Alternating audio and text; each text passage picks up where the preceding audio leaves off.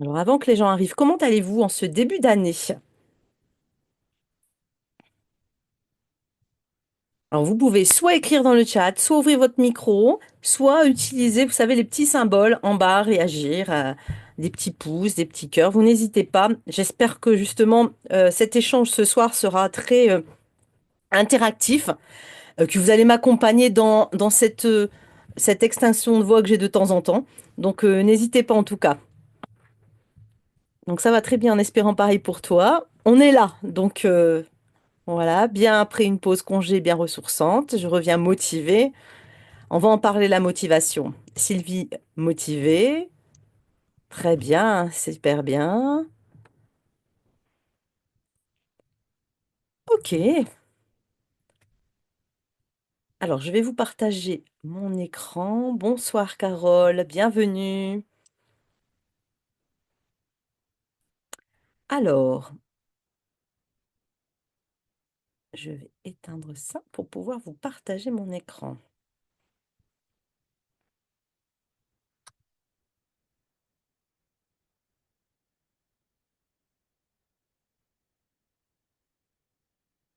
Est-ce que vous voyez mon écran?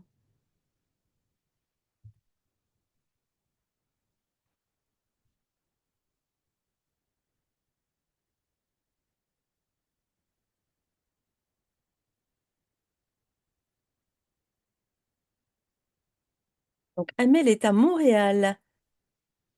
Super. Merci d'être avec nous. Le Niger avec nous aussi. Oh, on va voyager aussi ce soir, tout ce que j'aime. Super. On va commencer. Ouais, super, parfait. Génial. Alors bonsoir à tous. Merci d'être là avec moi ce soir, en ce début d'année, comme je le disais. Je vais effectivement commencer par comme la tradition le veut, vous souhaiter mes meilleurs vœux. En fait, j'en fais toute l'année des vœux en général. Mais ce soir, non seulement j'ai envie de vous souhaiter mes meilleurs vœux, mais surtout de vous dire que le plus important, c'est aussi d'avoir les outils pour les réaliser, ces vœux. Et on va commencer par ça cette année. On va parler d'outils pour les identifier, nos vœux, et les réaliser. Et ça, c'est un vœu que j'espère réaliser aussi cette année. Non seulement apporter des outils aux gens et les voir réaliser leurs vœux. Voilà. Donc mes meilleurs vœux à vous tous et puis on va commencer ce webinaire. Alors on est ensemble pour une heure à peu près.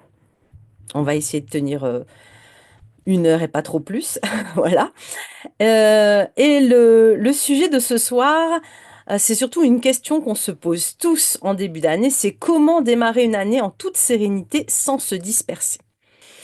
Donc, bilan et vision 2025, on va apprendre à tirer le meilleur de notre année écoulée pour planifier une année 2025 alignée, tout simplement. Donc, on y va. Et je vais commencer par une petite histoire. Alors, ma petite histoire. Imaginez un capitaine de navire qui met les voiles, mais sans carte ni boussole. Il vogue à l'aveugle, espérant arriver quelque part. Et il finit toujours par tourner en rond finalement. Un jour, il décide de s'arrêter et de faire le point sur son voyage. Où il est, pourquoi il s'est perdu et quelle est la destination qu'il vise. En prenant ce temps de réflexion, il ajuste son cap et arrive enfin à bon port.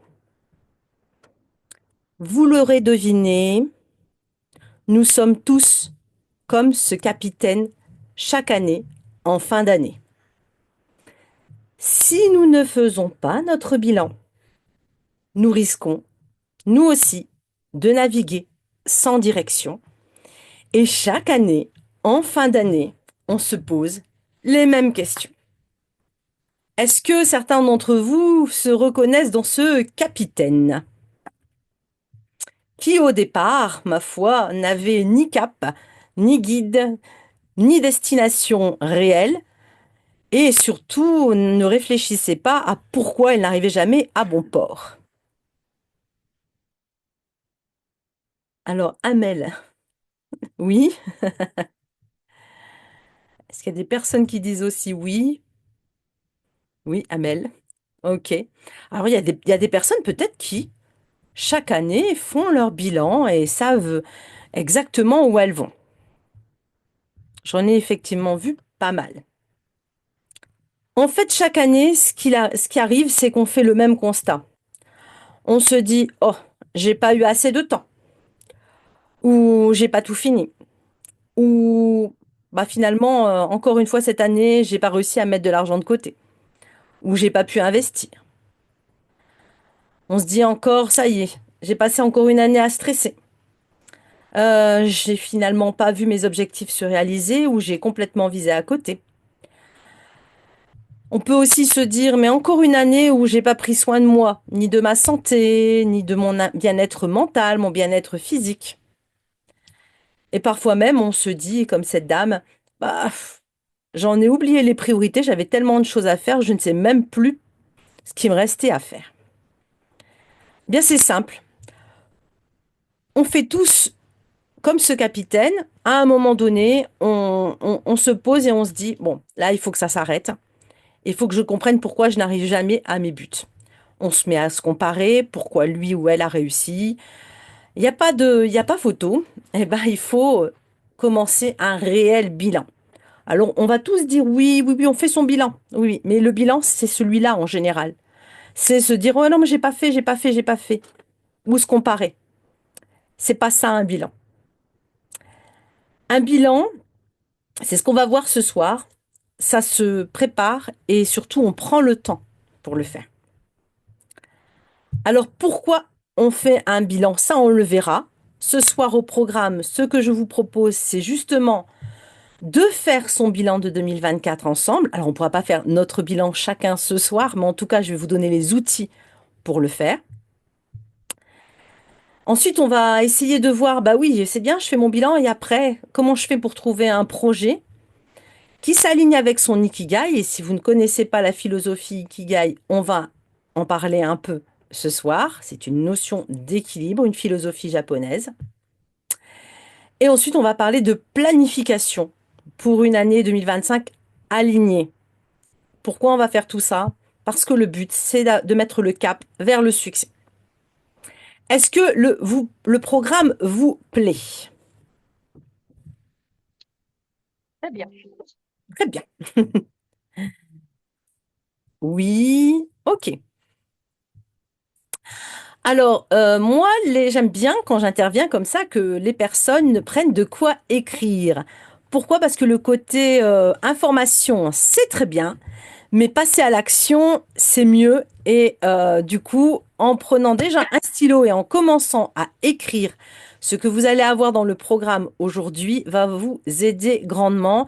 Et on prendra des engagements ensemble tout au long de ce webinaire pour que ce ne soit pas que des mots, ce bilan et cette vision 2025. Ça vous va? Ok. Alors, je fais une petite présentation de qui je suis pour les personnes qui ne me connaissent pas. Je suis praticienne en bilan de compétences Ikigai. Je suis coach business et formatrice chez Vaste Ressources, qui est mon organisme de formation et un réseau de professionnels. Je suis également mentor dans le programme Jeune Espoir des Aides, qui est un programme pour les jeunes franco-algériens et algériens qui ont des projets professionnels. J'ai également conçu le programme Talent et Excellence et le bootcamp Cap vers le succès. Voilà pour ma présentation. Oh, c'est ma petite. Alors, hop, voilà. On va commencer par, bah oui, on fait un bilan, mais pourquoi on fait un bilan? Alors, est-ce que vous avez des idées? Pourquoi fait-on un bilan? Avant que je vous donne des pistes, pourquoi fait-on un bilan? Qu'est-ce que vous diriez? Alors, sans doute pour savoir si nous avons tenu nos objectifs. Ok. Donc là, ça voudrait dire que tous les ans, vous faites vos objectifs. C'est super. Pour mieux préparer la suite, effectivement. Pour éviter de faire les mêmes erreurs par la suite. Ça, c'est génial. Ok. Ah, il manque certaines choses.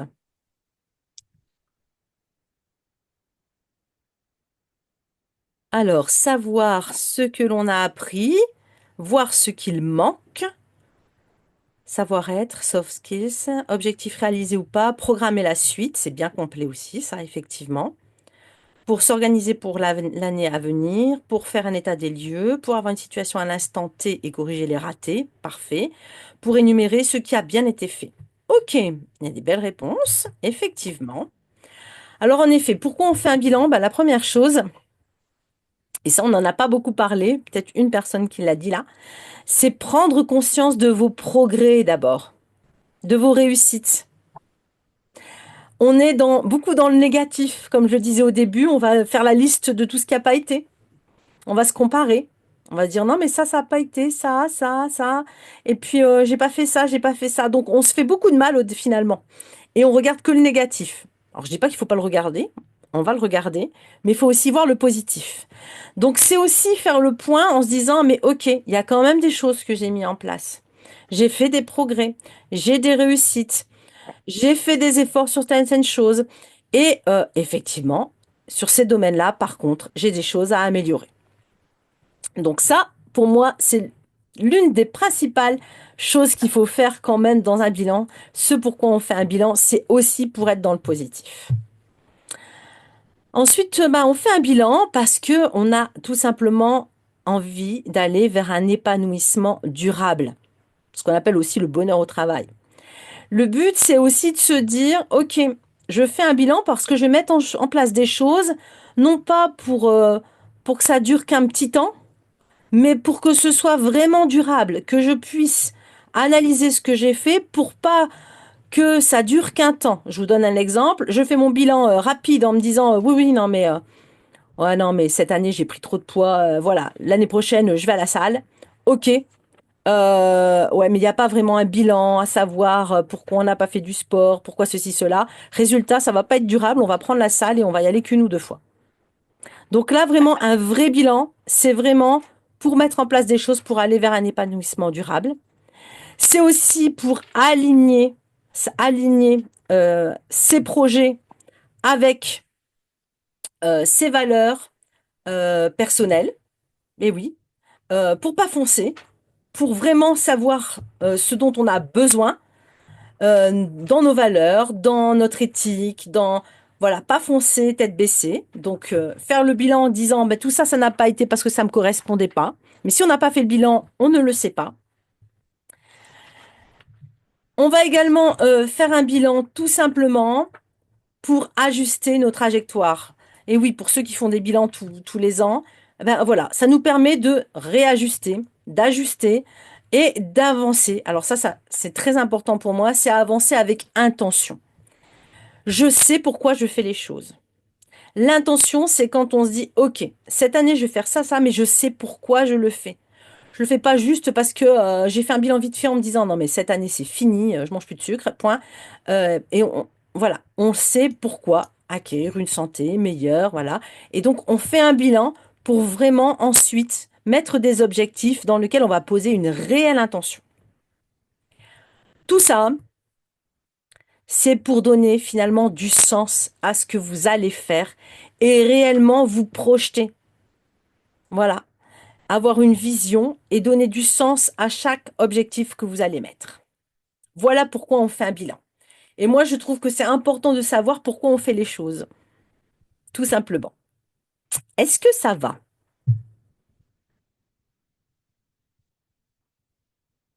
Ok, ok. Oui. Vous m'arrêtez si vous avez des questions, si vous avez envie de rajouter des choses, il ne faut pas hésiter.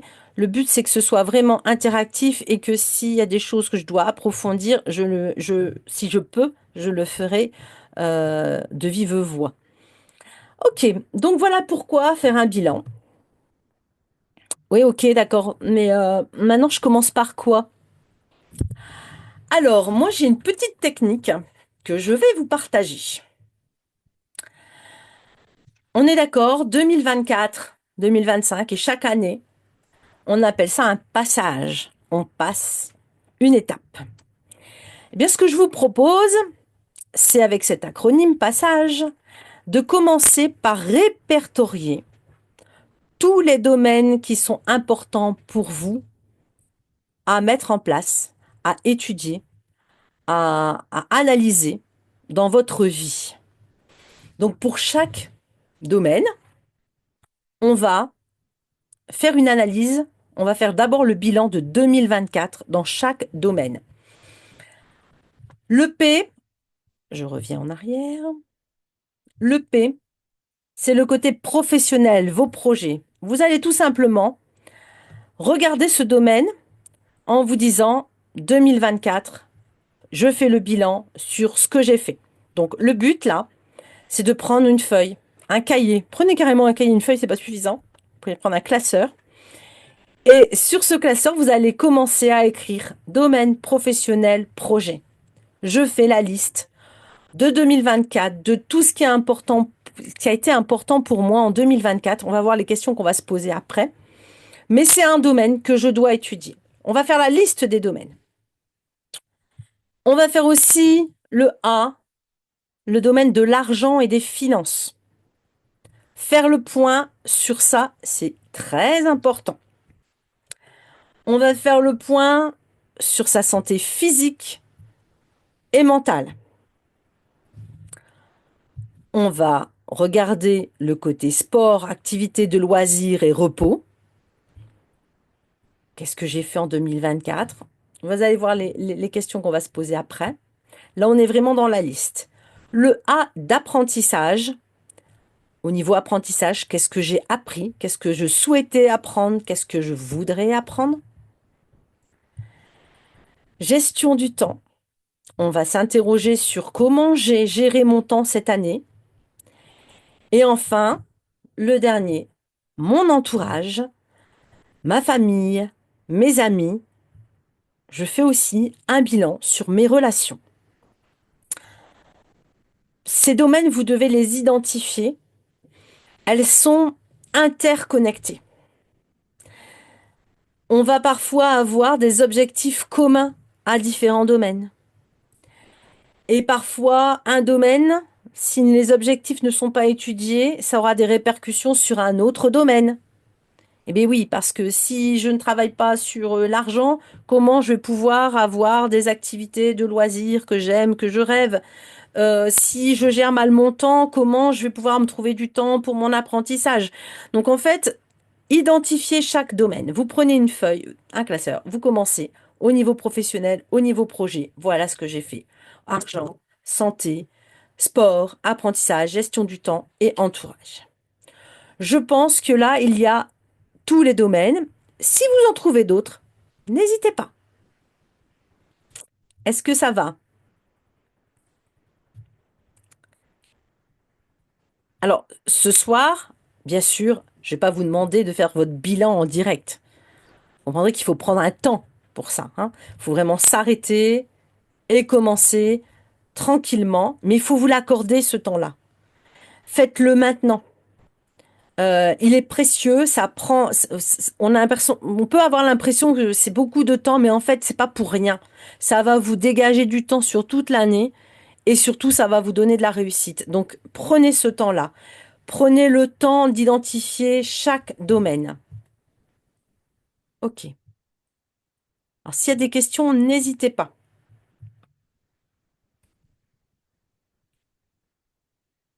Donc, pensez à ce passage. Il faudra y penser chaque année. Là, on parle de 2024-2025, mais chaque année compte. Et ça peut se reproduire à chaque fois. Les outils que je vous donne là, c'est pour vous les utiliser régulièrement. Alors, OK, j'ai identifié mes noms de domaine, mes différents domaines. Maintenant, qu'est-ce que je fais? Qu'est-ce que je fais pour chaque domaine? Alors, vous pouvez le faire là maintenant sur un domaine si vous le souhaitez avec une seule chose, hein. Ça, si vous avez le temps de le faire pendant que je le dis sur un domaine, n'hésitez pas. Vous pourrez même le partager. Moi, j'ai donné des exemples, mais si vous voulez donner votre exemple, il n'y a pas de souci. Je vais prendre un domaine. Allez, je vais prendre la santé. Je vais d'abord prendre du recul et me dire en 2024, est-ce que j'avais un objectif principal dans ce domaine?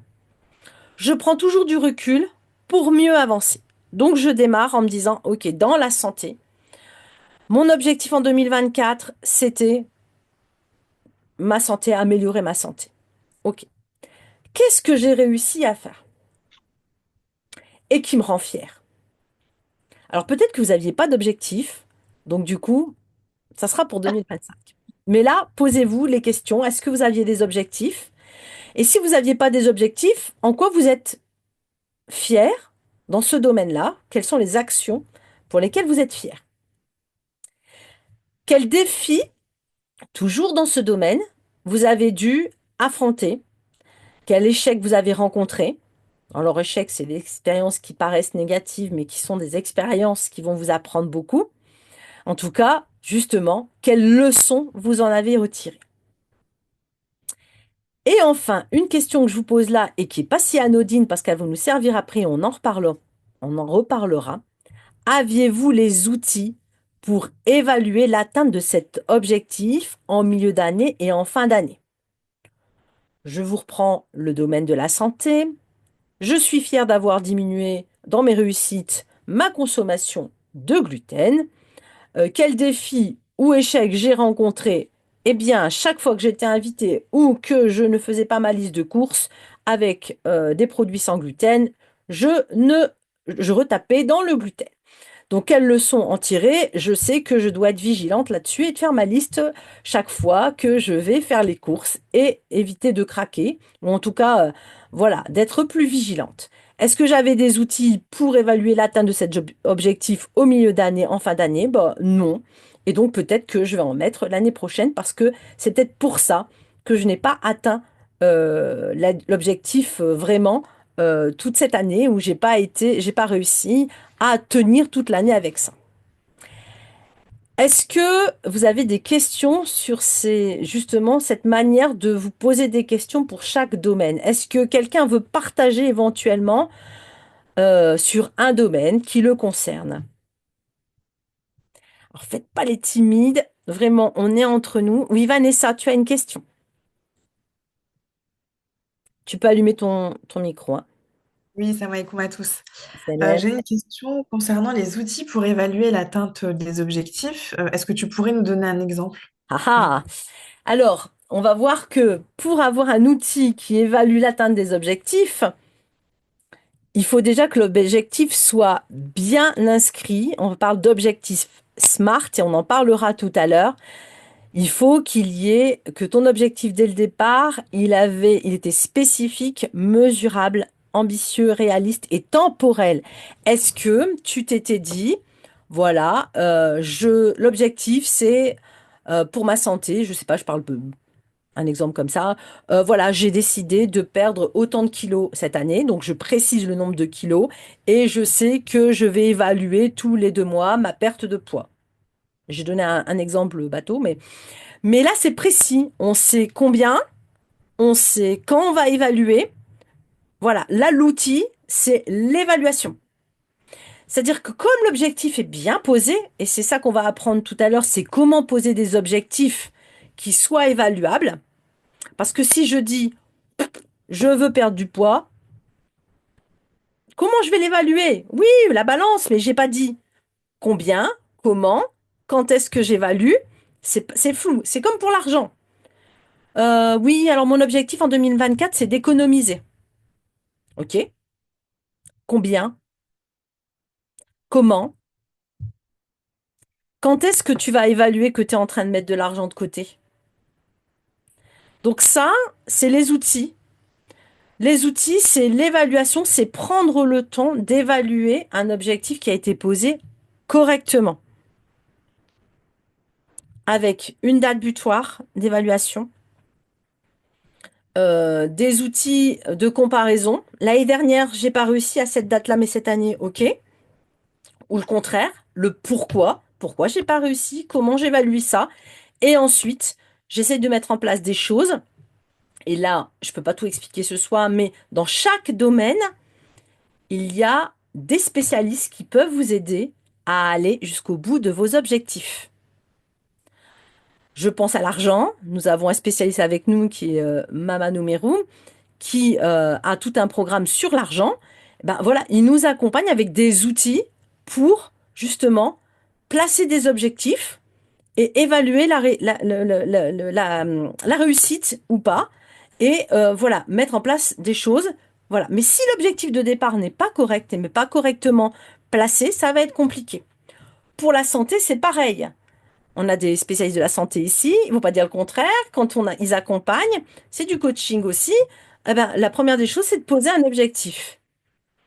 Comment vous voulez, voilà, qu'est-ce que vous voulez atteindre, comment, dans combien de temps, et voilà. Tout simplement, il faut savoir poser de bons objectifs bien déterminés pour pouvoir ensuite les évaluer. Il y a Sabrina qui avait levé la main, il me semble. En fait, non, j'applaudissais. D'accord, Mais d'accord. je veux bien, tu sais, Oui, faire l'exercice peut-être très rapidement sur un projet pro qui me tenait à cœur cette année et qui ok, est plus ouvert, tu vois. On n'est pas sur un nombre 2, ça peut peut-être donner un autre ok, type d'exemple. ok, Moi, je voulais alors revenir à mon ancien métier qui est journaliste oui. et c'était un de mes objectifs sur l'année en fait. Donc c'est bon, bien sûr, bien sûr non, pas forcément, mais j'y suis arrivée, donc je suis très contente. Ouais, Euh, Après, donc voilà, quel était votre objectif principal dans ce domaine? Alors, enfin, j'en aurais eu, comme je suis un peu, enfin, tu me connais, je suis sur plusieurs axes en fait de développement pro, donc et c'est pas, je sais pas si c'est le principal en fait, j'en ai plusieurs, mais en tout cas, il y avait celui-ci.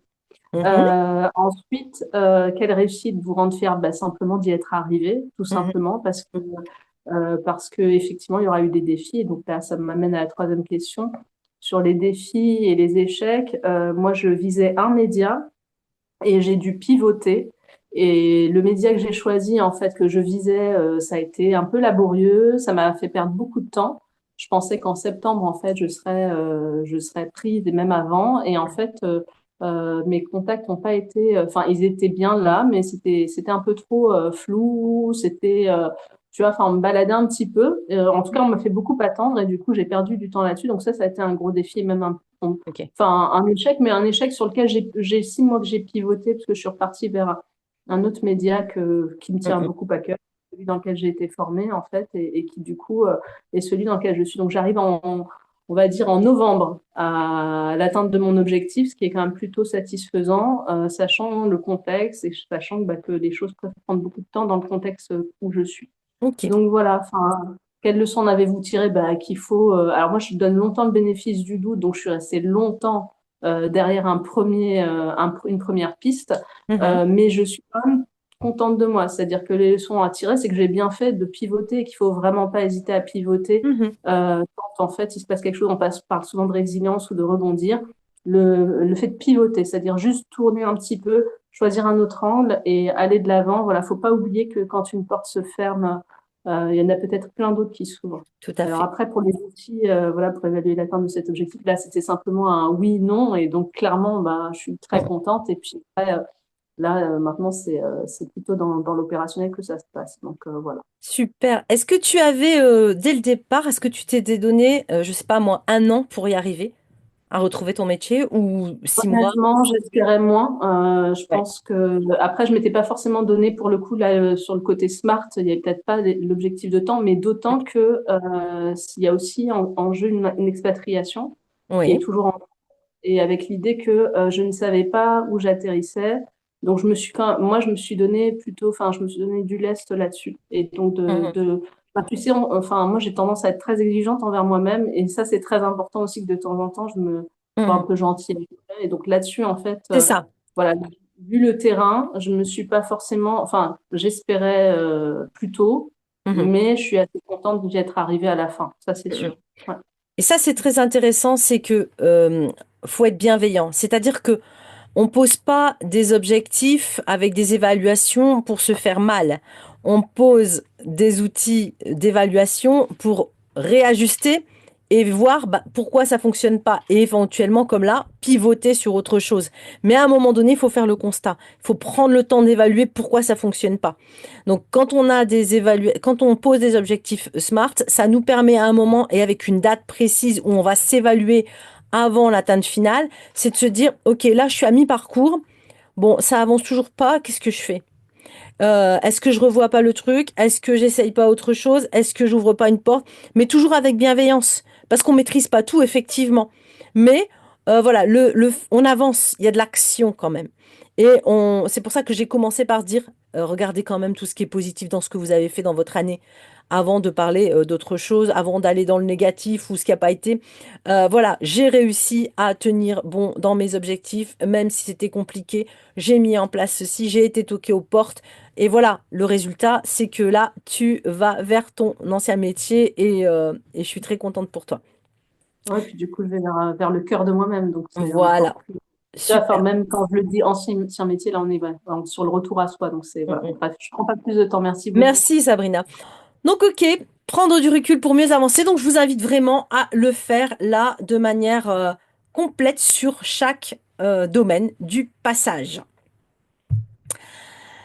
Donc normalement, une fois que vous avez fait voilà ce travail de passage, vous aurez également un petit tableau où vous allez pouvoir bien visualiser toutes vos réussites. C'est important, je dis, parce que c'est là-dessus que vous allez pouvoir puiser votre motivation pour les objectifs de l'année d'après. Vous allez aussi pouvoir identifier quels sont vos leviers motivationnels, vous dire voilà, c'est là-dessus que je m'appuie pour m'en sortir, je sais faire, j'ai ça comme expérience, ça comme compétence. Donc ça, c'est important, les réussites.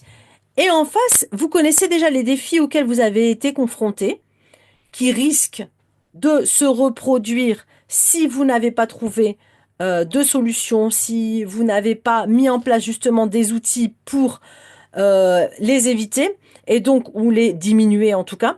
Donc c'est important de les identifier aussi parce que dans vos objectifs de 2025, il faudra peut-être mettre en place des choses pour diminuer l'impact de ces défis. Là, j'ai mis quelques exemples. Voilà, manque de temps pour les loisirs. Ok, bah, qu'est-ce que je mets en place cette année pour m'accorder du temps? Donc ça, voilà, j'ai un échec dans la communication avec mon équipe. Je fais des nouvelles collaborations, c'est super, mais par contre, au niveau communication, ça va pas. Ben, peut-être que je vais avoir besoin d'être accompagnée dans ma communication. Pouvoir faire le point avec quelqu'un dans mon entreprise sur cette communication, analyser ça, faire du développement personnel.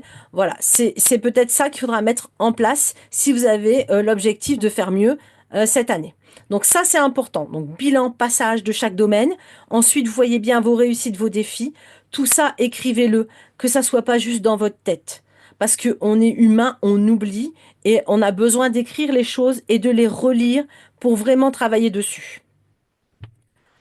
Voilà, donc quand vous avez fait votre bilan, eh bien, on va commencer à se dire, OK, là, je vois un petit peu ce qui se dessine, ce qui s'est passé l'année dernière, voilà, ce que j'ai envie d'améliorer. Je note tout ça.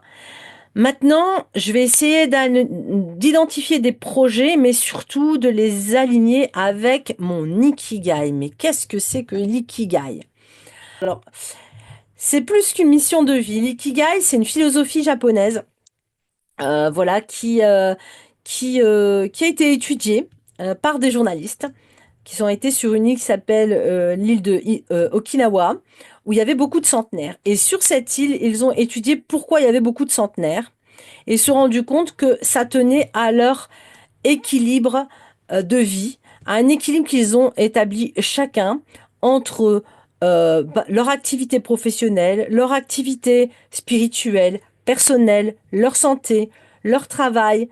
Et en fait, cet équilibre-là faisait qu'ils avaient un certain épanouissement qui serait le secret de leur longévité.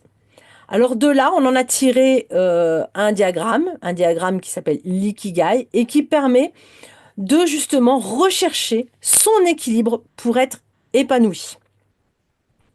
pour se sentir bien dans son travail, pour avoir tout simplement une raison de se lever et de se mettre en action, en activité, se mettre au travail. Alors, moi, j'utilise aussi l'ikigai, donc je vais vous montrer comment. On va essayer pour ces projets justement de se poser des questions. On va se poser d'abord la question, qu'est-ce que j'ai aimé faire cette année, profondément? Qu'est-ce que j'aimerais faire l'année prochaine? Donc là, c'est tout simplement ce que vous aimez faire. Vous allez lister ça. Et soyez fous, n'hésitez pas. Ensuite, vous allez aller voir un autre cercle de l'ikigai, c'est celui des talents. Quel talent j'ai identifié en 2024? Quelles compétences j'ai développées? Comme vous aurez déjà fait pour chaque domaine, eh bien, un bilan, vous allez identifier forcément ce que vous avez utilisé comme compétences et comme talent pour parvenir à vos objectifs. Comment vous avez eu des réussites? Quel talent, quelles compétences vous avez utilisées pour arriver à tout cela? Et puis, du coup, vous allez vous poser la question, quel talent je souhaite mettre en lumière cette année? Qu'est-ce que je vais utiliser comme talent cette année? Quelles compétences je veux développer? Et ça, tout simplement, c'est ce pourquoi vous êtes doué. Ensuite, eh bien, il faut en parler, hein. Quelles activités ont généré un revenu l'année dernière, une compensation financière en 2024? Comment je me suis fait rémunérer? Comment l'argent est rentré chez moi? Comment j'ai pu mettre de l'argent de côté? Comment? Identifier ces activités. Et l'autre question, ça va être, mais oui, mais l'année prochaine, quelle activité, quel projet, quel poste ou métier m'apporterait une reconnaissance financière en 2025, m'apporterait l'argent que je souhaite avoir pour 2025. Ça, c'est ce pourquoi vous pouvez être payé. Et enfin, faut pas l'oublier, avez-vous identifié votre mission altruiste en 2024? Est-ce que vous avez réussi à donner du sens à vos activités, notamment vos activités professionnelles? Est-ce que vous avez pu identifier ce que vous apportiez aux autres? En quoi vous contribuiez à quelque chose de plus grand que vous par votre activité? Vous le notez et à côté, vous mettez en 2025, à quoi je souhaite contribuer? Quelles solutions, contributions souhaitez-vous mettre en place pour répondre à votre mission altruiste? Et ça, c'est dont le monde a besoin. Quand vous avez identifié tout ça, vous avez une base, des projets qui vous rendent heureux, qui sont là pour vous épanouir. Ce qui serait intéressant, c'est qu'il y ait un lien entre ces quatre choses, notamment dans votre activité professionnelle. Mais ça, c'est ce qu'on appelle l'ikigai professionnel. C'est quand on cherche sa voie professionnelle idéale. Ah, il y a quand même un petit mot dans le chat. Merci. OK. Donc, on a fait le bilan. Là, on a vu un petit peu comment on pouvait mettre en place ses projets et aligner avec son ikigai. Et donc, la troisième étape pour nous, c'était de planifier une année 2025. OK. En étant aligné. C'est très bien. Mais pour parler de planification, faut qu'on se rappelle donc à chaque fois quelque chose pour qu'elle soit efficace et réaliste. Il faut en effet avoir terminé le bilan. Donc ça, on en a bien parlé. Il faut établir une vision et des objectifs. Donc le travail sur l'ikigai peut vous aider à mettre en place votre vision et des objectifs. Et je vais vous en parler après, comment on met en place une vision claire. Et tout ça pour aussi mettre en place des outils d'évaluation. Ça ne sert à rien d'avoir des objectifs si on ne prévoit jamais de les évaluer. Ça ne nous motive pas et ça ne nous pousse pas à atteindre notre vision.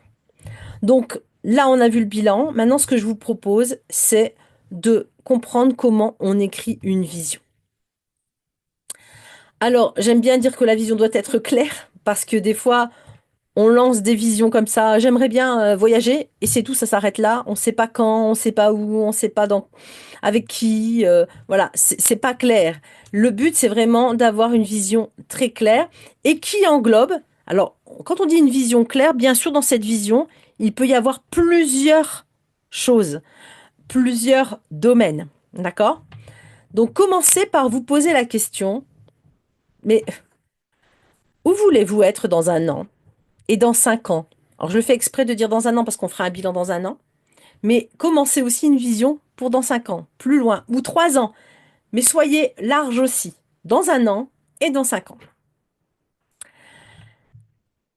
Donc déjà se poser cette question-là, et puis notez, notez. Quelle est votre grande ambition professionnelle et personnelle? On a des petites ambitions, ok, mais la grande ambition, c'est quoi? Dans un an, dans 5 ans.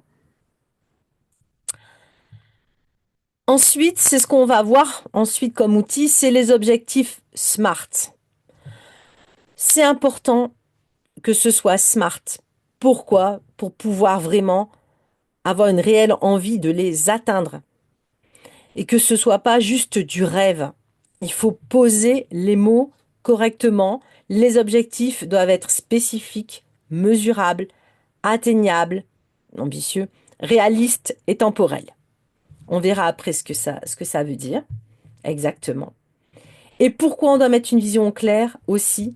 C'est parce que ça va nous aider à prioriser les actions pour maintenir l'équilibre. Ce qu'on a aussi comme problème souvent en fin d'année, c'est qu'on s'est éparpillé. On a voulu tout faire, machin, voilà, c'est pas clair, les objectifs étaient fouillis, il y a eu des imprévus, ok. Eh ben, même les imprévus, il faut laisser une place à ça. Et se dire que voilà, c'est tout. Ça, il y a des choses qu'on va pas pouvoir prévoir, et heureusement, et c'est la vie. Mais en tout cas, ce que j'ai prévu, je l'ai fixé, je l'ai évalué. Le reste, c'est de l'apprentissage. C'est la vie et c'est OK. Il y a aussi, dans ces imprévus, des occasions et des opportunités qui vont arriver. Et ça, c'est très important de pouvoir différencier occasion et opportunité. Vous allez avoir vos objectifs. Si vous n'avez pas de vision claire, tout ce qui va arriver, vous risquez de le prendre comme une opportunité alors que c'est une occasion. La subtilité, elle est fine, mais l'occasion vous détourne parfois de la vision. Vous pouvez vous faire perdre du temps, de l'argent, alors que l'opportunité, c'est celle qui va dans le sens de votre vision. Alors, je ne peux pas là m'arrêter là-dessus parce que il y a des outils pour vraiment analyser ça et faire la différence entre occasion et opportunité.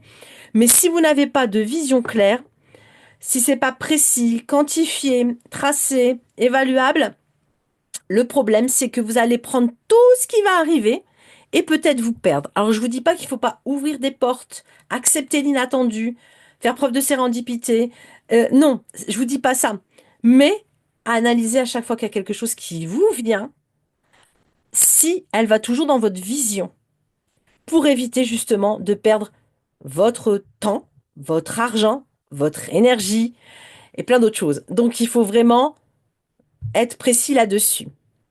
Alors, il y a Leïla qui me dit, c'est justement ma question, comment faire face aux imprévus? Merci pour cet éclairage. Oui, les imprévus, eh ben, c'est imprévu, donc on peut pas mettre ça sur une planification. Mais si tout le reste est bien placé et évalué, quand il y a un imprévu, on analyse. Est-ce que c'est une occasion? Est-ce que c'est une opportunité? Un apprentissage? Comment je fais avec ça? Est-ce que dans mon temps, comme j'ai tout bien planifié, comme j'ai essayé d'organiser en fonction de mes objectifs, je vais savoir là où je peux accorder du temps à cet imprévu, là où je peux. Je vous donne un exemple au niveau financier. Vous mettez en place un plan pour cette année pour mettre de l'argent de côté. Puis il se passe un événement. Et puis, eh ben, voilà, c'est tout, c'est un imprévu. Vous êtes obligé de dépenser une certaine somme. Ok, mais si dans justement, mon plan financier, j'ai prévu une enveloppe imprévue. Et si, je peux diminuer certaines choses. Et si je, mais vous avez quelque chose qui est fixé, qui est planifié. Et c'est là-dessus que vous allez utiliser pour l'imprévu. L'imprévu, ben oui, on peut pas savoir, mais en tout cas, on peut se préparer à ça en ayant bien conscience que, voilà, tout le reste a été planifié, donc j'ai moins peur de l'imprévu. Est-ce que je suis claire? Est-ce que ça va? Est-ce que vous avez des questions? Est-ce que Laïla, j'ai répondu à ta question?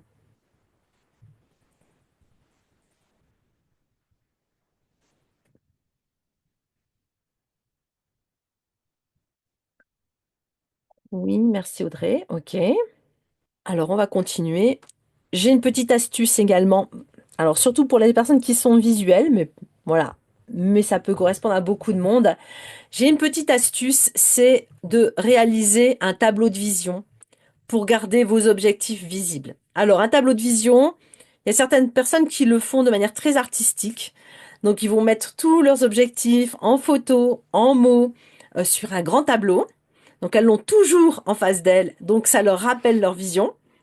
Et puis, il y a d'autres personnes, un peu comme moi, qui vont plutôt avoir un tableau avec des cases et puis avec les différents objectifs dans les différents domaines, les dates d'évaluation et voilà. Chacun sa méthode, mais il faut que ça soit visible, que ce soit quelque chose que vous allez voir régulièrement et qui va vous donner tout simplement la motivation d'aller vers, tout simplement.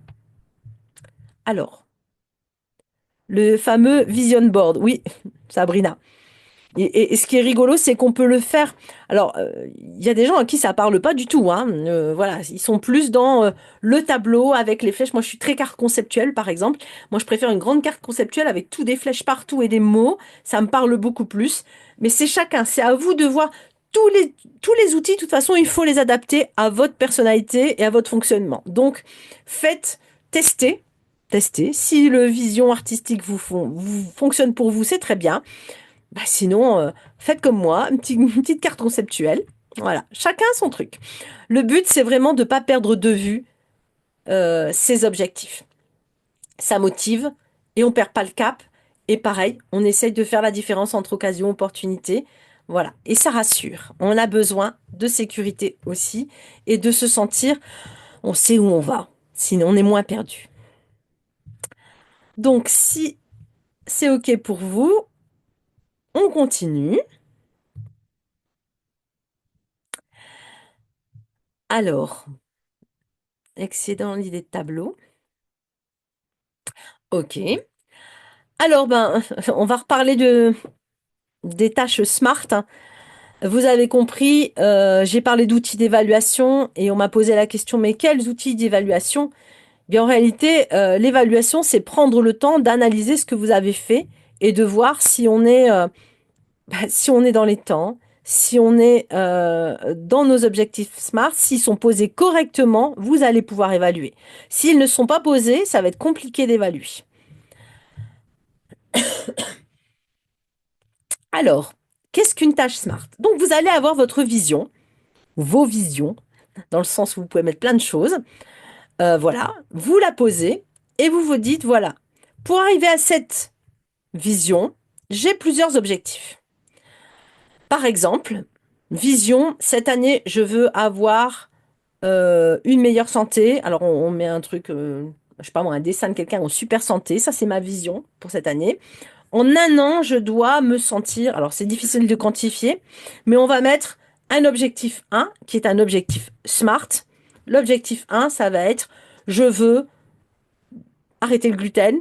Objectif 2, diminuer le sucre. Objectif 3, perdre du poids. De cet objectif, donc ça, j'ai mis mes objectifs pour améliorer ma santé. Il peut en avoir 10, 15, c'est pas grave. Et de là, pour chaque objectif, je vais mettre des tâches pour l'année en me disant, OK, pour arrêter le sucre, OK, je dois avoir clairement défini dans combien de temps. Je veux arrêter la consommation de sucre quotidienne. Donc là, j'ai arrêté. Mais je vais mettre progressivement, en commençant par arrêter le sucre le matin. Et donc, je me donne 3 mois. Voilà. Donc, j'écris objectif mesurable. Dans 3 mois, je dois avoir diminué, arrêté le sucre le matin. Il faut qu'on puisse le quantifier. Pourquoi? Parce que dans 3 mois, je vais vérifier si effectivement j'ai diminué mon sucre. Atteignable. J'ai regardé mon bilan de 2024. En 2024, j'ai eu du mal à arrêter. Pourquoi? Parce que Voilà, j'étais trop tentée, j'ai passé trop de temps dans les boulangeries, j'étais stressée, je comblais avec le gâteau. Donc je sais mes défis qui m'attendent. Donc je vais mettre, ben voilà, dans mon objectif, en arrêtant par exemple, voilà, de me foncer dans la pâtisserie quand je suis stressée. Tout simplement. Faut vraiment essayer de regarder votre bilan aussi pour que votre objectif soit bien cadré, atteignable. Vous savez d'où vous venez, vos difficultés, et ben, faut les prendre aussi en considération quand vous écrivez votre objectif. Réaliste, je ne vais pas arrêter du jour au lendemain. Donc, je suis réaliste, je suis ambitieuse, mais réaliste. Donc, je vais pas arrêter du jour au lendemain, mais je me donne des étapes. Dans 3 mois, j'arrête le sucre dans le petit déjeuner. Dans 6 mois, j'arrête le sucre dans tous mes desserts. Voilà, j'y vais progressivement. Je suis réaliste. J'adapte en fonction de moi, mon fonctionnement. Et enfin, je mets une deadline et ça, c'est essentiel. Sinon, on peut pas évaluer. Ça veut dire que en milieu d'année, je dois avoir réussi, voilà, toutes ces étapes. Et je suis bien entendu bienveillante. Ça veut dire que si au bout de 6 mois, j'ai pas réussi, je vais être capable de me dire, OK, pourquoi t'as pas réussi?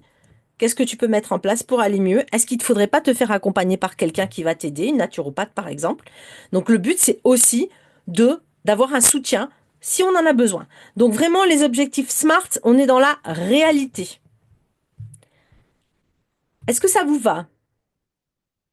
Est-ce que, alors, est-ce que vous avez des questions par rapport à ces objectifs? Oui, top. Ok. N'hésitez pas à lever la main, hein, si vous voulez participer, n'hésitez pas. Oui, c'est clair. Ce qui est important, c'est de prévoir des dates intermédiaires pour l'évaluation de l'atteinte, avant le bilan annuel. Pas la peine d'attendre la fin de l'année. On peut réajuster entre deux, mais prévoyez ces dates. Et n'oubliez pas, là, je vous ai fait la vision de ma santé, ou celle de quelqu'un d'autre peut-être. Mais en tout cas, utilisez votre vision dans tous les domaines. Vous pensez au passage, au niveau professionnel, au niveau entourage, au niveau sport, au niveau santé, au niveau apprentissage. Vous pouvez utiliser ça pour tout ce que vous voyez dans votre vision.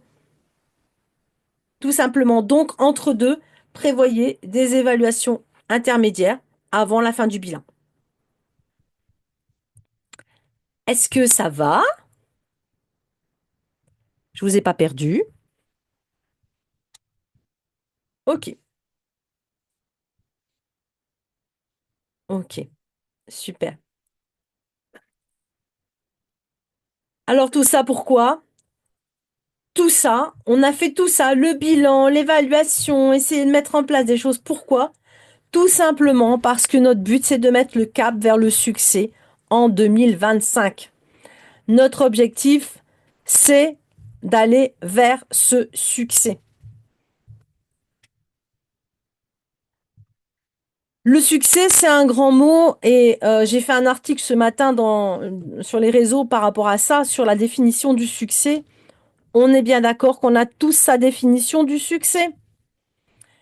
Le succès, c'est pas forcément avoir la grande villa, la belle voiture. Ça peut être des choses importantes pour nous, mais c'est pas que ça.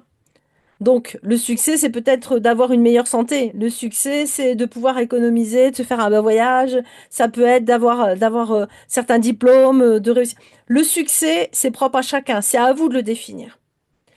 Mais mais pour le définir, une fois que vous l'avez défini, ok, ce qui est important, c'est qu'est-ce que je mets en place pour aller vers ce succès. C'est ce qu'on appelle le cap vers le succès. Et donc, le monsieur qui était sur le bateau, le capitaine, là, qui tournait en rond, une fois qu'il a trouvé son cap, eh bien, le but, c'est qu'on l'accompagne pour aller vers ce succès. Donc, ce que je vous propose là, c'est de vous présenter l'atelier Vision 2025 que j'ai mis en place. C'est un bootcamp que j'ai mis en place le 1er février 2025, qui va être un atelier sur une journée en ligne. C'est un atelier stratégique de planification pour aller vers ce succès. Le cap vers le succès, pour moi, c'est la première étape pour avancer efficacement ensemble vers l'atteinte de ces objectifs.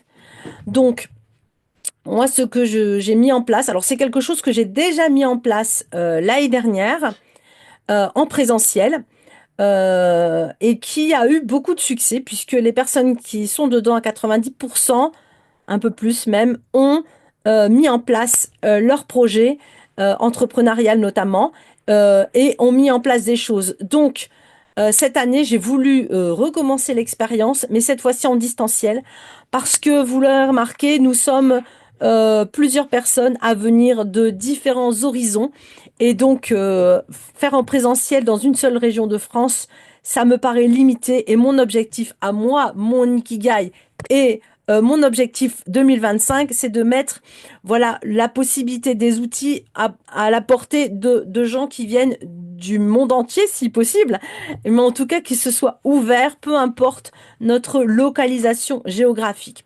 Donc, ce bootcamp que je vous propose, eh ben, c'est le début. Ce serait pour moi vous proposer de commencer votre succès par ce bootcamp, en fait avec un programme qui a été conçu justement pour vous donner les outils. Donc, c'est 8 modules que nous allons aborder en une journée.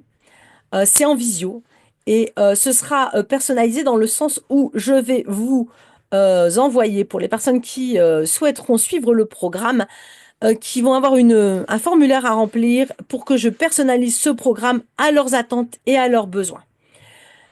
De quoi est composé ce programme? Eh bien, on va reparler de l'état d'esprit du porteur de projet. On va travailler sur votre mindset. Ça, c'est important. On l'oublie souvent, mais c'est important pour avoir le cap et garder le cap sur vos projets. On va ensuite, eh bien, là, concrètement, faire votre bilan professionnel. Donc, je rappelle, c'est vraiment pour travailler sur votre projet professionnel, hein.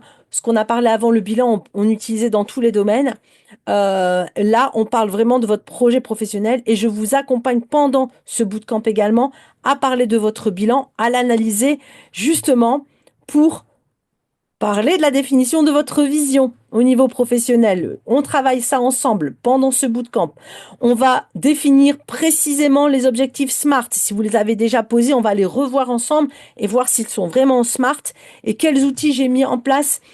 Je vous donne des outils dans ce programme également pour planifier, pour la gestion et pour prioriser. Tout à l'heure, je vous parlais de faire la différence entre occasion et opportunité. On va en parler pendant ce module 5. On va aussi parler du stress, notre ami, qui est forcément là pendant nos projets toute l'année. Comment on gère ce stress? Comment on peut pas l'effacer? Il est là, il y a du bon stress, mais on va voir comment l'utiliser. Ensuite, eh bien, on n'est pas seul. Celui qui a un projet, un entrepreneur, eh ben, s'il pense qu'il va réussir seul, ah c'est un peu raté. On a besoin de collaboration et de réseautage. On va en parler dans ce module 7. Et enfin, ce que je vous propose, c'est qu'après cette journée de bootcamp, vous n'êtes pas seul. Il y a un suivi et on va parler d'évaluation sur l'année. Donc voilà, c'est le programme. Alors, j'ai envie de vous poser la question là. Qu'est-ce que vous en pensez?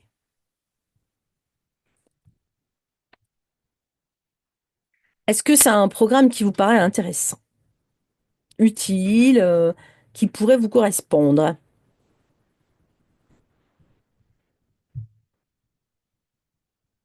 Les places sont limitées.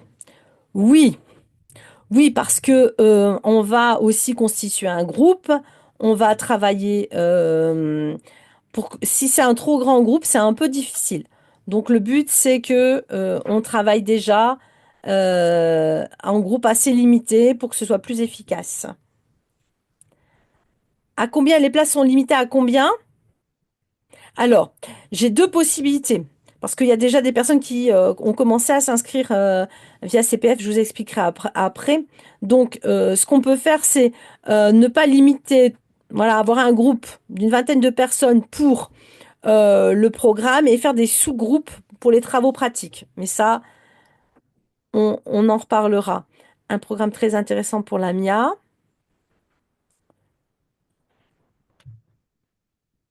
Est-ce que des gens ici pensent avoir besoin de ces modules? N'hésitez pas. Est-ce que ce serait peut-être un petit coup de pouce pour vous? Oui, ok. Oui, j'ai dit CPF. Oui, il va y avoir possibilité de financer avec. Et oui, oui, c'est la grande surprise. Ça, j'arrive avec les surprises. Avant de vous parler des surprises, j'ai envie de vous montrer que ce programme a vraiment été mis en place pour accompagner les gens à réellement mettre des choses. C'est vraiment un programme qui est... Alors, il y a de la théorie, parce qu'il y a des outils que vous allez pouvoir utiliser après tous les ans selon vos projets, ça c'est clair. Le but, c'est que vous soyez autonome, mais il y a aussi beaucoup de pratique, parce que là, on va s'intéresser à votre projet, le projet de cette année. Audrey, tu es une fée. Ah bah c'est vous qui allez travailler par contre, hein.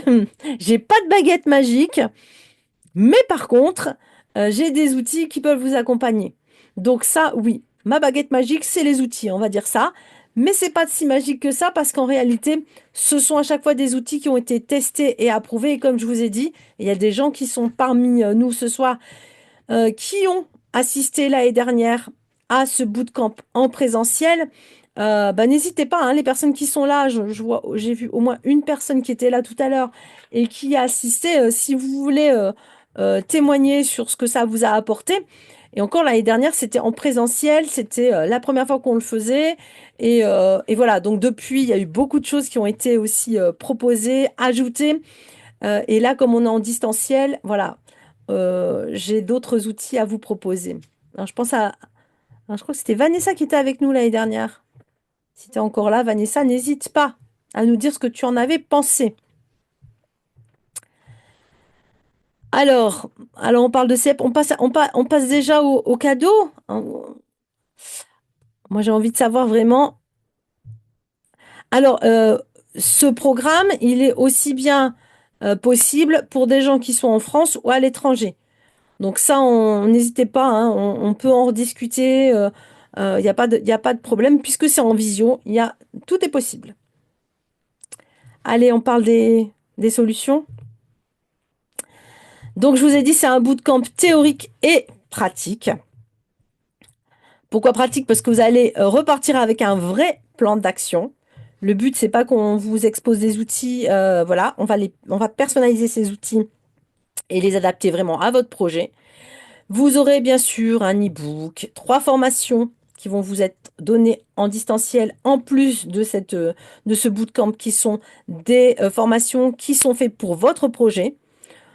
Que ce soit en marketing, en comptabilité, en communication, en fonction de ce que vous avez besoin, je vais vous proposer des formations par rapport à votre projet.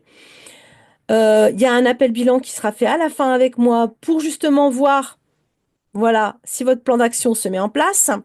Et on aura un groupe WhatsApp des membres de ce bootcamp qui va nous permettre de nous suivre pendant 3 mois et de travailler ensemble. Je parlais de collaboration et de réseautage, c'est l'objectif.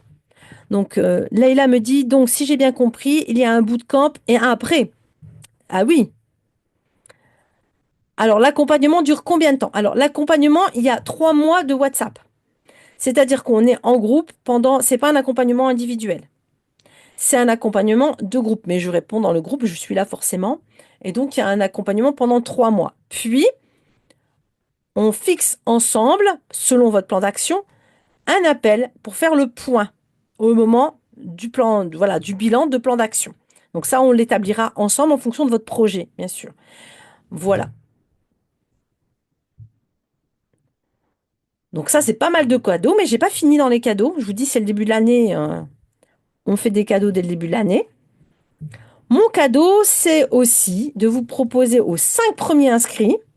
Bon, là, il faut aller vite parce que bon, il y a des personnes qui sont déjà intéressées. C'est 100 euros de cadeaux pour les 5 premiers inscrits. Avec la possibilité de prendre aussi en charge avec votre compte CPF le financement de cette formation, et y compris avec les 100 euros. Ça veut dire que, voilà, il y a un lien CPF aussi qui prévoit pour 5 personnes un tarif moins 100 euros avec votre CPF. Et enfin, je vous annonce la réelle valeur de ce bootcamp qui est de 1 580 euros. Et là, moi, je vous l'offre à 297 € seulement. Donc, si vous comptez les 100 € en moins, ça vous fait 197 € pour un vrai plan d'action et qui peut être pris en charge par votre CPF aussi. Qu'en pensez-vous? Alors, Sabrina me dit bravo Audrey, le programme est excellent et c'est complet. Alors, j'ai vraiment voulu ça, en fait. Et je le fais dès le début d'année pour que justement ça puisse s'étaler sur toute votre année 2025. Je prends, dit Leïla. Eh bien, écoute, n'hésite pas. Vous m'envoyez un mail. De toute façon, là, je vais vous envoyer un mail après. Donc, dès demain, je vous envoie un mail à toutes les personnes qui ont assisté, où je reprends l'offre, la possibilité de vous inscrire. Le CPF, c'est très bien. Si vous en avez, vous cliquez. Si vous faites partie des 5 premiers, je vous envoie le lien pour même CPF, les 100 € en moins. En tout cas, n'attendez pas, n'hésitez pas si vous voulez les offres. Et je vous invite, même si voilà, vous n'êtes pas partie des 5 premiers, en tout cas, à vraiment profiter de ces outils. Je vous dis, l'année dernière, nous étions un groupe d'une bonne dizaine de personnes. Et sur la dizaine de personnes, je crois qu'il y a une personne qui a eu un peu de mal dans l'année à mettre en place. Mais sinon, toutes les autres ont réellement mis en place leur plan d'action. Donc, pour moi, ça, c'est une victoire et ça fait partie de mon bilan positif de l'année. Et je me suis dit, il faut que je reprenne ça l'année prochaine en me disant, voilà, maintenant, on va le faire en distanciel parce que, bah voilà, moi, je pense qu'il y a des gens de partout qui peuvent en bénéficier et on y va, quoi. 7 heures ensemble. Donc, voilà, j'en ai fini pour vous avoir présenté mes outils, bilan, projet. Ah, les horaires du 1er février, je crois que c'est 9 heures. Attends, je reviens en arrière peut-être, hein, j'ai dû les mettre là. 9h30 à 18h30. Rassurez-vous, il y a des pauses, notamment le midi, et des pauses entre deux parce qu'on a besoin de boire son petit café entre deux. Ah oui, c'est pas qu'une après-midi. Il faut quand même qu'on... Vous avez vu les 8 modules, hein? Donc, on démarre ensemble. De toute façon, en présentiel, c'est la même chose. En présentiel, on est bloqué toute une journée. J'aurais pu le faire sur tout un week-end. Voilà. Non, je dis cela car je n'avais pas vu. Ok. Oui, non, c'est vraiment 9h30. C'est 7 heures de contenu avec des pauses même en distanciel. Et voilà. Et on a le temps de voir tous les modules et d'avoir des ateliers pratiques. Vous êtes dispatché aussi dans des salles pour certains exercices. Vous avez du travail collaboratif. Voilà. C'est assez. Bon, c'est pas assez, c'est complet. Et du coup, le but aussi, c'est qu'après, il y ait un accompagnement, il y ait de la suite. Mon Ikigai, c'est de voir les projets, voilà, voir le jour. Donc, mon but, c'est quand même que vous utilisiez les outils et que vous les compreniez et que vous les, voilà, les utilisez après à long terme aussi pour tous vos projets. Donc voilà, je pense avoir tout dit. J'aimerais bien qu'on fasse un petit tour de table, voir un petit peu. Voilà, vous n'hésitez pas à me dire ce que vous avez pensé du webinaire, de Cap vers le succès. Voilà, échanger, parce que je n'ai pas entendu beaucoup parler. Et moi, j'apprécie qu'on partage. Donc, n'hésitez pas, si vous avez envie de faire le point sur ce que vous avez appris. Et puis, j'avais parlé d'engagement. Est-ce que certaines personnes, là, s'engagent à prendre, à mettre en place leur bilan, à faire leur bilan concrètement? Ça m'intéresse. En général, quand on s'engage, hmm, on se sent un peu obligé, mais c'est très bien. Ça nous pousse à passer à l'action. Alors, soit vous levez la main, soit vous le dites. Oui, il est partiellement commencé, donc go, go. Bravo Céline. Bon, il y a Céline déjà. C'est déjà pas mal. Une. Allez. Maman, oui, yes. De deux. Leïla, oui, c'est motivant ce webinaire. Ok.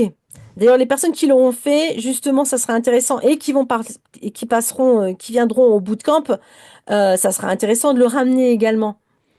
Oui, Pamela, super, go. Allez, allez. On peut le faire à l'oral. Oui, avec plaisir. Ben, perso, moi, j'ai d'autres outils aussi, un petit peu, tu vois, et tu as parlé de mind map et tout. Ouais, Donc, moi, je pense que par contre, j'aime beaucoup ton outil Passage. Je trouve que c'est excellent. Et donc, j'ai déjà commencé à écrire un petit peu, je vais voir. Enfin, donc, parce que je suis entre plusieurs outils. Mais ok. ce que tu nous as donné, c'est vraiment pépite. Donc, merci, Audrey. Bah, de rien, Sabrina, mais je suis contente de voir que ça y est, tu vas te poser, peu importe les outils, mais il faut le faire et surtout pas oublier ce passage. Sincèrement, c'est parce que des fois on oublie certains domaines et on voit souvent qu'ils sont complémentaires et ça fait partie de notre équilibre de ne pas oublier certains domaines. Passage est un très bel acronyme, très utile. Donc Sylvie, ça y est, Nico, belle prestation de félicitations. J'espère que Nico, tu vas pouvoir faire ton bilan. Si c'est pas déjà fait, hein. Merci à vous. En tout cas, merci beaucoup. Bah écoutez, donnez-moi de vos nouvelles. Dites-moi si ça a été pour votre bilan, si vous avez réussi à mettre en place votre programme pour cette année. Et puis, si vous avez envie de me rejoindre pour ce bootcamp, ça sera un vrai plaisir. Parce que comme nous avons vu des outils aujourd'hui, nous en verrons d'autres qui sont vraiment adaptés à votre projet.